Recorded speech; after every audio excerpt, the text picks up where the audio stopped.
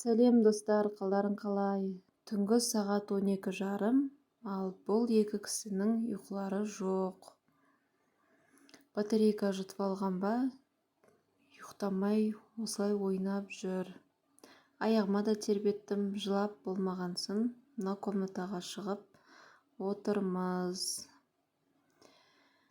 Біраз осылай ойнағаннан кейін қызымды алып, жыласаң да жыламасаң да осы деп аяғыма тербеттім. Осылай біраз алыстық, әйтеуір ұйықтады. Тұрып, қызымды жатқызғаннан кейін шай ішейінші деп тұрып, өзім отырып, шай ішіп отырсам, артымнан екінші ұлым жетіп кепті. Не болды десем, бұл да шай ішемін дейді. Сонымен ұлымыз екеуміз шай іштік.